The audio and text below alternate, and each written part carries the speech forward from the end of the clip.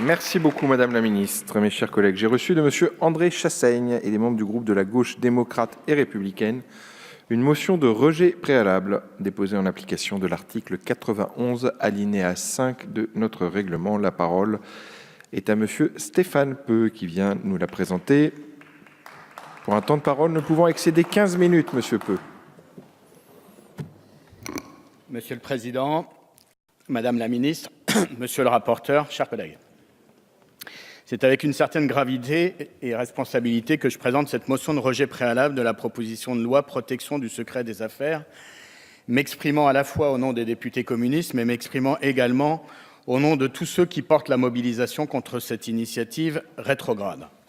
Je me fais le porte-voix de cette mobilisation citoyenne inédite, une pétition réunissant plus de 500 000 signatures, des associations de tout horizon qui vont debout contre un projet qui comporte un risque liberticide. Des journalistes, des lanceurs d'alerte, des syndicalistes, des citoyens choqués, inquiets, préoccupés par un recul inédit de la liberté d'informer. Des manifestations à Paris et en province témoignent d'une mobilisation pour le moins inédite. Et pourtant, face à la contestation légitime, vous opposez la brutalité du silence et la brutalité de la méthode. Et face aux interrogations et inquiétudes, vous opposez un texte bancal aux conséquences insoupçonnées. Cette motion est l'une des dernières armes qu'il nous reste pour barrer la route au secret des affaires dans notre pays. Telle est la conséquence de l'accord conclu en commission mixte paritaire entre les parlementaires des Républicains et les parlementaires de La République En Marche. J'observe au passage d'ailleurs que c'est la même alliance que nous avons eue hier sur la réforme de la SNCF. Et on peut se dire que parfois, il y a des majorités d'idées qui en disent plus long que les majorités politiques. Cet incroyable accord entre forces conservatrices tente ainsi de sceller le sort d'un texte empreint d'opacité depuis sa genèse jusqu'à sa conclusion. L'opacité pour un texte intitulé « Secret des affaires », la boucle est bouclée. Opacité dès l'origine avec à la manœuvre la Commission européenne et sa proposition de directive. L'argument mis en avant, les grandes entreprises européennes et les PME feraient l'objet d'un pillage industriel de la part des concurrents internationaux. Les secrets industriels et commerciaux seraient détournés. Dès lors, il faudra apporter une protection à ces entreprises de manière harmonisée sur l'ensemble du territoire européen. Il en irait de notre souveraineté économique, de l'emploi et de la compétitivité. Tout cet argumentaire, tous ces éléments de langage ont volé en éclats après les révélations de l'ONG Corporate Europe Observatory, montrant que la Commission européenne avait non pas agi conformément à ses motivations, somme toute louables, mais bel et bien à la suite d'un lobbying intense des grandes sociétés multinationales. Le résultat est très clair. La proposition de directive secret des affaires conduit effectivement à protéger les données internes des entreprises, conformément aux vœux exprimés par la Commission européenne, mais le niveau de protection accordé est tel qu'il vient porter atteinte à la liberté d'expression, au droit à l'information du public, en clair, à l'intérêt général. Le vote de cette directive par le Parlement européen il y a 2 ans s'est faite sur fond de vives contestations et d'une puissante mobilisation citoyenne transnationale. Puis est venu le temps de transposer cette directive. L'opacité a alors repris ses droits. C'est par le biais d'une proposition de loi qu'il est proposé de procéder à cette transposition. C'est là un fait tout aussi singulier que baroque. Il est en effet de coutume de transposer les directives par le biais de projets de loi. Alors me direz-vous, quelle est la différence ? Cette proposition de loi permet d'échapper à l'obligation de réaliser une étude d'impact qui aurait pu être embarrassante. Sans étude d'impact, impossible pour les parlementaires que nous sommes de prendre position en toute connaissance de cause. Une couleuvre bien difficile à avaler pour quiconque est attaché à la démocratie et aux libertés dans notre pays. Autre ficelle grossière, le recours à la procédure accélérée. En plus d'avoir à se prononcer sans étude d'impact, le Parlement doit légiférer dans des délais express. Au moment où la majorité prêche pour un renforcement de la capacité d'évaluation du Parlement, le procédé ici usité nous fait tristement sourire. Décidément, ces grandes puissances ont trouvé en cet exécutif et cette majorité une oreille pour le moins attentive. Et c'est bien le fil rouge de cette première année de législature. Pour mémoire, nous avons eu la loi de travail XXL, largement inspirée par le MEDEF, puis la loi de finances venue répondre au soutien apporté par le premier cercle, Puis la loi agriculture et alimentation, on a pu reconnaître la patte de l'industrie agroalimentaire.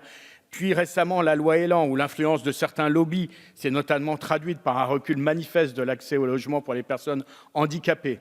Et maintenant, c'est la directive secret des affaires qu'il convient de transposer en catimini, à l'abri du débat, à l'abri de la lumière, en cachette et le plus vite possible.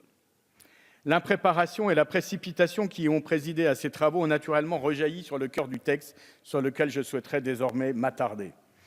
Cette proposition de loi, mes chers collègues, est aujourd'hui profondément bancale et ses conséquences sont tout à fait incertaines.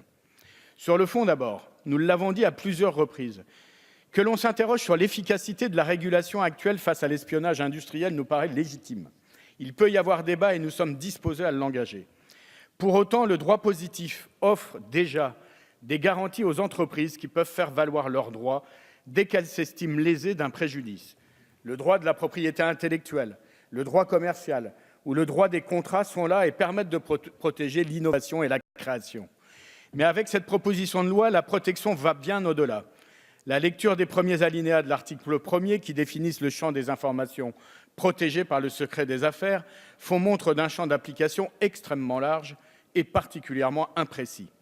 La conséquence, c'est que le spectre des informations protégées est si vaste que presque n'importe quelle information interne de l'entreprise pourra être protégée par le secret des affaires. Le secret est donc érigé en principe. L'obtention, la détention et la divulgation d'informations relatives aux pratiques fiscales, environnementales et sociales dangereuses pour la société relèveront de l'exception puisqu'elles pourront faire l'objet de poursuites judiciaires menées par les entreprises qui s'estimeraient lésées. Alors le rapporteur tente de nous présenter la définition finalement retenue par la CMP comme un progrès. Il est vrai que le Sénat était allé encore plus loin dans la définition du champ d'application de la proposition de loi. Pour autant, on ne pourrait se satisfaire quand le moins pire s'impose au pire. La définition finalement retenue symbolise bien les déséquilibres de cette proposition de loi. Elle est la source de la large contestation de toutes celles et tous ceux qui sont attachés à la liberté d'informer, conscients que l'opacité deviendra la règle et la transparence l'exception. Les critiques portent également au regard de la faiblesse des exceptions prévues à la section 4, sans commune mesure avec la force de frappe de la protection offerte au secret des affaires. Nous le craignons. Ce texte va agir comme une arme de dissuasion massive contre quiconque serait tenté de révéler des informations internes. Les entreprises auront les coudées plus franches dès lors qu'elles s'estimeront lésées. Mais en plus de dissuader, votre proposition leur permettra d'engager des procédures devant les tribunaux, de multiplier les recours et donc de faire pression sur la personne qui aurait pu contrevenir à ces dispositions. En quelque sorte, cette proposition de loi légalise le harcèlement judiciaire à l'encontre de tous ces lanceurs d'alerte qui tentent d'informer légitimement l'opinion. La charge de la preuve sera supportée par ces derniers qui devront désormais prouver qu'ils ont agi de bonne foi et dans le cadre restrictif que vous avez défini.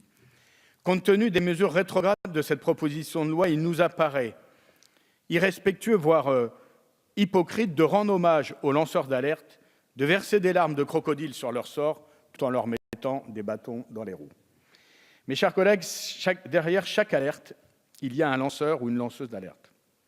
Il y a une personne. Lancer l'alerte, c'est bien souvent s'engager sur un chemin périlleux à la conclusion incertaine. Lancer l'alerte, c'est bien souvent s'engager dans une traversée du désert. Lancer l'alerte, c'est mettre en risque sa vie professionnelle, mais aussi sa vie personnelle, sa famille, ses proches, ses enfants. C'est faire face à la pression, faire face au recours, faire face à la puissance juridique et financière de l'autre partie. Dans le cadre de notre proposition de loi sur les paradis fiscaux défendue en mars dernier dans l'hémicycle, nous avions rencontré l'un des lanceurs d'alerte de l'affaire UBS. Son témoignage fut poignant, nous alertant sur les difficultés auxquelles il a dû faire face, nous alertant aussi sur les obstacles encore nombreux que les lanceurs d'alerte doivent affronter aujourd'hui.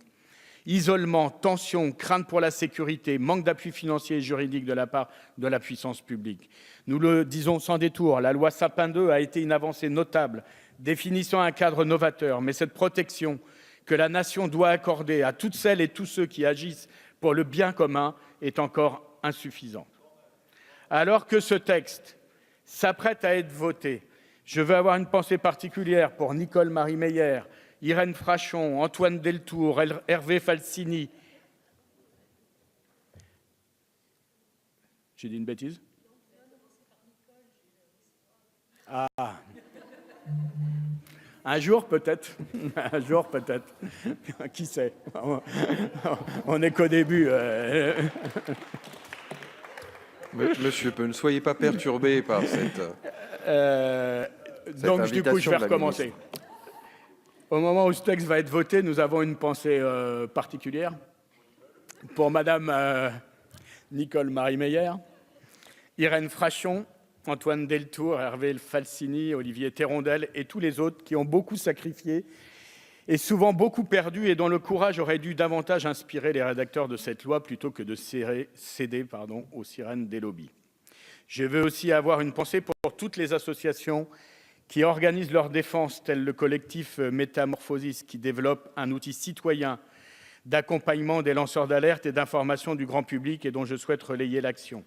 Je veux avoir une pensée pour toutes les ONG qui se sont regroupées dans le collectif Stop Secret des Affaires, qui se battent aujourd'hui pour que l'intérêt particulier de quelques-uns n'impose pas la loi du silence à tous les autres. Et je voudrais relayer auprès de vous leur ultime interpellation au président de la République hier dans les colonnes de Libération. Mes chers collègues, allez-vous vraiment, malgré tous les appels de la société civile, avec l'unanimité des salles de rédaction, nous laisser aller en marche vers la censure? En tout état de cause, cette proposition de loi va à rebours de tous ces combats pourtant muets par l'intérêt général qui devrait animer le politique. Elle s'apparente à une réaction d'autodéfense du système face à un mouvement juste et légitime de la société vers plus de transparence. Les citoyens demandent des comptes à l'ensemble des acteurs ayant une responsabilité sociale. Les élus que nous sommes, les acteurs publics, mais aussi les entreprises, au premier rang desquelles les sociétés multinationales. À juste titre, leurs pratiques sont désormais scrutées, considérant leur impact sur le monde qui nous entoure. Les décideurs publics tentent ici ou là d'accompagner ce mouvement. Mais en l'espèce, le système, conscient que ses intérêts fondamentaux sont en jeu, se défend et tente d'ériger une digue, un mur derrière lequel il pourrait se réfugier, à l'abri du regard des citoyens, des journalistes, des politiques, des chercheurs ou des syndicalistes. Pour ces raisons, considérant l'impréparation et les incertitudes de cette proposition de loi, considérant le recours autoritaire à la procédure accélérée, considérant l'absence d'études d'impact sur un enjeu aussi fondamental, considérant les mesures rétrogrades qui sont ici proposées, considérant les mesures que ce projet porte à l'égard de la liberté, considérant les menaces que ce projet porte à l'égard de la liberté, de la démocratie et de nos droits fondamentaux, je vous demande de voter favorablement à cette motion de rejet préalable. Je vous remercie. Merci beaucoup, Monsieur Peu. Mes chers collègues, sur le vote de cette motion de rejet